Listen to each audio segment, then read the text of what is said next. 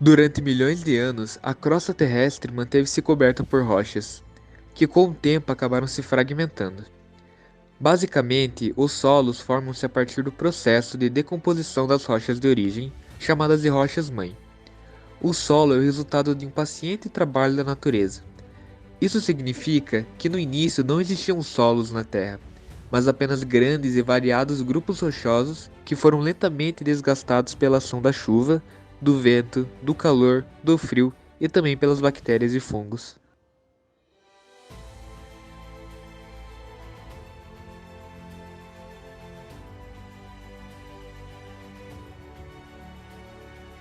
Com isso, essa lenta desagregação proporcionou a dilatação e retratação das rochas, provocando fraturas.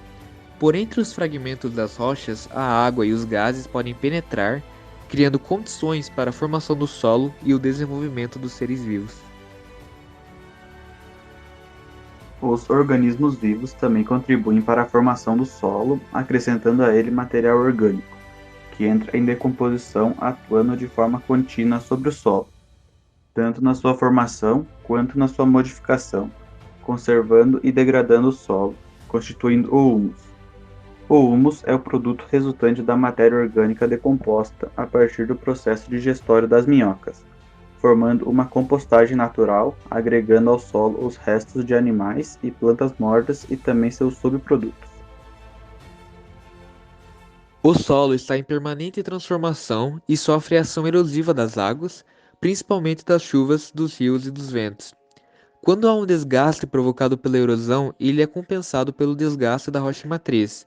Ou seja, ele sempre vai formando mais solo, porém esse processo é muitas vezes limitado pela presença da cobertura vegetal, que funciona como uma camada de proteção. Parte da água da chuva que cai sobre a vegetação evapora antes de atingir o solo. As folhas funcionam como redutores da velocidade dos ventos. As raízes das plantas formam uma teia de fixação das partículas do solo, diminuindo os efeitos erosivos da água e dos ventos. A chuva também pode lavar nutrientes do solo, levando para camadas inferiores ou para rios e lagos. Esse processo se chama de lixiviação, que consiste em um processo erosivo ocasionado a partir da lavagem da camada superficial do solo pelo escoamento das águas superficiais. Em geral, ocorre em solos sem a cobertura vegetal protetora, o que diminui em elevado grau a sua fertilidade ao longo do tempo.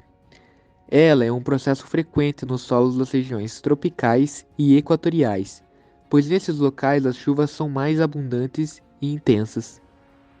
Porém, essa retenção de nutrientes pode ser corrigida por meio da calagem, que tem como objetivo diminuir a acidez, ou seja, aumentar o pH do solo e fornecer cálcio e magnésio para as plantas. É uma técnica utilizada no preparo do solo agrícola, em que materiais de calcário são adicionados ao solo para neutralizar a sua acidez, aumentando assim a sua produtividade e o seu retorno financeiro.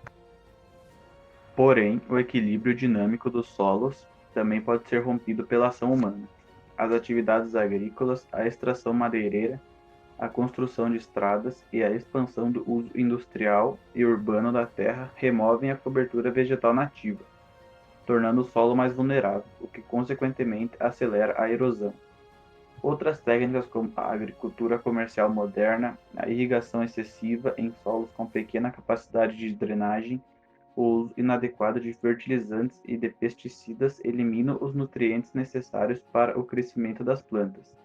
Quando falamos do Brasil, a degradação do solo atinge principalmente as regiões do Nordeste, dos Cerrados e dos Campos Gaúchos. Quando a degradação ocorre em razão do uso inadequado do solo, é associada ao clima árido ou semiárido. Pode dar o início ao processo chamado de desertificação, que pode ser descrita como a perda da capacidade produtiva dos solos, deixando-os inférteis. E ocorre muitas vezes porque as atividades econômicas desenvolvidas em determinada região ultrapassam a capacidade de suporte e de sustentabilidade do solo, o que acontece muito no Nordeste. Quando há uma formação de bancos de areia, ocorre o processo de retirada de cobertura vegetal em solos arenosos, em regiões de clima úmido com regime de chuvas constantes, como o sudoeste do Rio Grande do Sul. Esse processo é chamado de arenização, na qual se verifica a dificuldade de fixação da cobertura vegetal.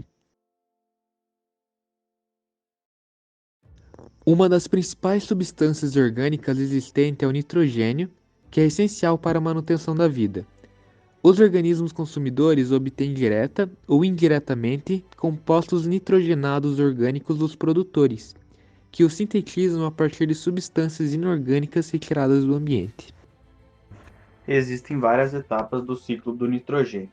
Começa com a fixação biológica, que ocorre quando micro-organismos fixadores convertem nitrogênio gasoso em amônio, que no solo e posteriormente convertidos em nitritos e nitratos. A fixação é realizada por um seleto grupo de seres vivos de vida livre, como as bactérias, que vivem nas raízes de plantas presentes no solo e na água, como feijão, soja, ervilha e lentilha. Depois disso, vem a fixação atmosférica, que ocorre quando existe um grande fornecimento de energia. O nitrogênio pode reagir com o oxigênio, formando nitratos, que chegam ao solo e à água com as chuvas. Quando os produtores observam íons amônios e nitratos, é produzida matéria orgânica nitrogenada, como proteínas e ácidos nucleicos. Depois disso, os consumidores alimentam-se dos produtores, obtendo a matéria orgânica nitrogenada. Depois da nutrição animal, vem a amonificação, a etapa onde os decompositores atuam sobre a matéria orgânica animal e vegetal, produzindo resíduos, como sais minerais, água, gás carbônico e amônia. Depois disso, a amônia é convertida em nitratos. E por fim, vem a desnitrificação, que ocorre quando as bactérias desnitrificantes convertem nitratos em nitrogênio gasoso, que retorna à atmosfera, fechando o ciclo.